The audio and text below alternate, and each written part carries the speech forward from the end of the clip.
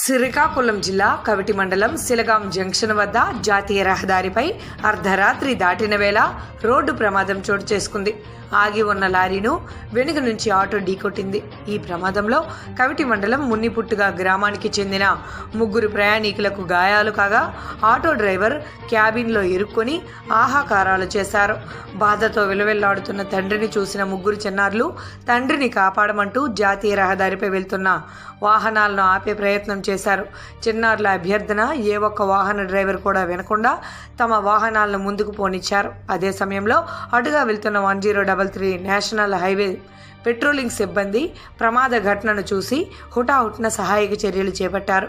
విషయం తెలుసుకున్న national highway ambulance సిబ్బంది పోలీసులు ఘటనా స్థలానికి చేరుకొని అతి కష్టంగా క్యాబిన్లో ఇరుక్కున్న డ్రైవర్ను బయటకు తీసి చికిత్స నిమిత్తం సోంపేట ప్రభుత్వ ఆసుపత్రికి తరలించారు.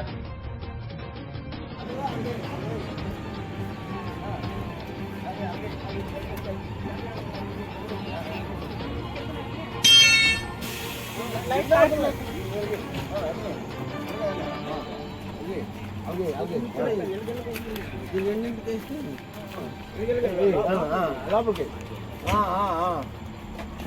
అలాగే అలాగే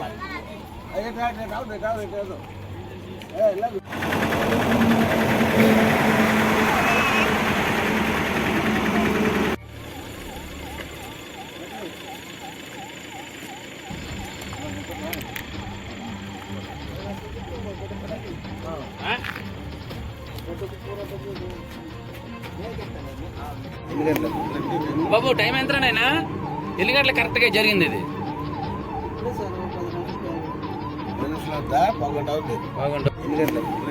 బాబు టైం ఎంతనైనా ఎన్ని గంటలు కరెక్ట్గా జరిగింది ఇది?